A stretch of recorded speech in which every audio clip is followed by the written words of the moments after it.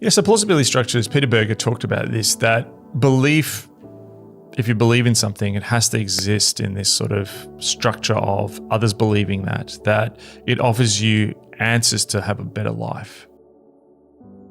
You know, like if you went to a gym, say, or a nutritionist and they promised to help you lose weight or get healthier, and you're just gaining weight and becoming more unhealthier every week as you follow these people's program, there's going to be a point where you start to doubt the plausibility of this structure. So plausibility structure is others are believing it. You're part of this social imaginary, to use Charles Taylor's term, but also that it's actually making real world difference in your life. But when institutions and ideologies stop seemingly working, it rocks people and it rocks their view of the world. They lose a sense of security.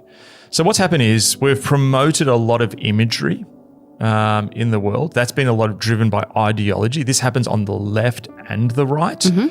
And we've promoted these ideologies to serve real world problems.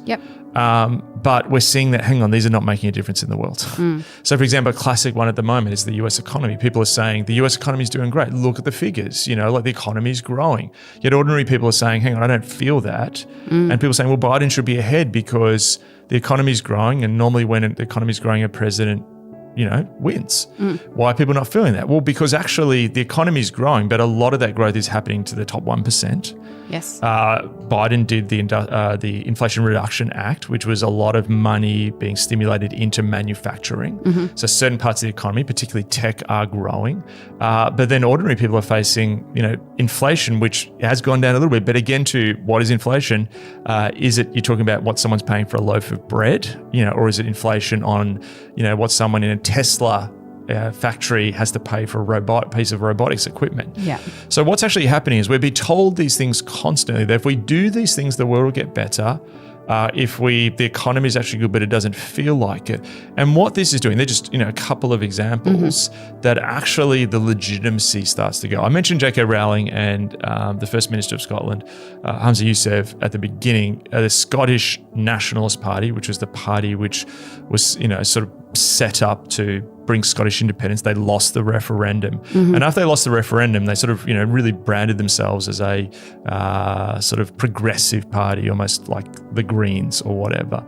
And one of the things they brought in was this online hate bill, or a hate bill, where basically anyone who perhaps misgendered someone or these sort of terms, then that was a police matter which could be prosecuted. And all of a sudden, you just had this sea of complaints. J.K. Rowling was one of the people who sort of challenged this. So you had this fascinating battle between the creator of Harry Potter and the First Minister of Scotland. Who's more powerful? And it was a thing between, you know, platform power and political power. And the Scottish police came out and said, like, we are so overrun with dealing with this stuff, we're not going to be able to do normal policing. So yesterday, the First Minister of Scotland resigned because their political legitimacy was lost at that point. And we're seeing this across the world. You're seeing a lot of governments who spoke a lot in these very utopian tones are actually losing their legitimacy.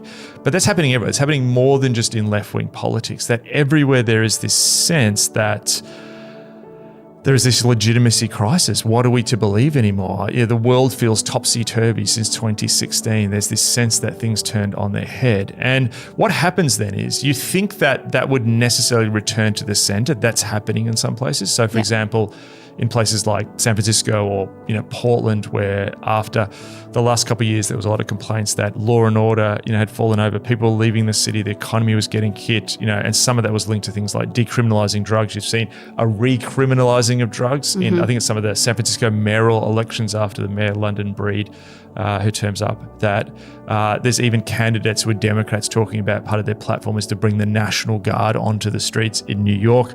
National Guard's been sent into the subway. And, you know, there's this sense in that there's a course correction that often happens. Sometimes it's in the opposite extreme.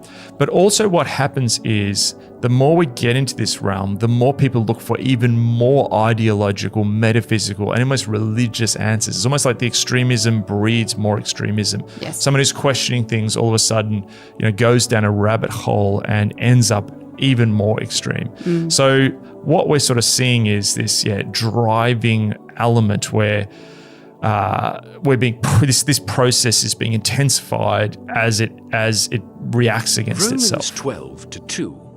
Do not be conformed to this world, but be transformed by the renewal of your mind, that by testing you may discern what is the will of God, what is good and acceptable and perfect.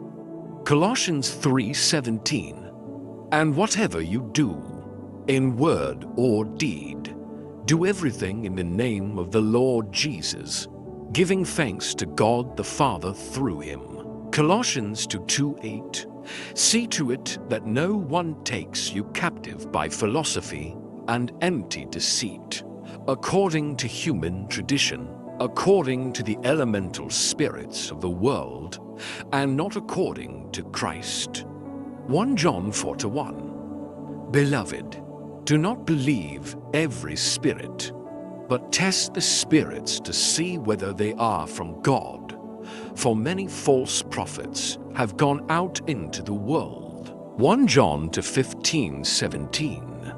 Do not love the world or the things in the world. If anyone loves the world, the love of the Father is not in him. For all that is in the world, the desires of the flesh, and the desires of the eyes and pride of life is not from the Father, but is from the world. And the world is passing away along with its desires. But whoever does the will of God abides forever.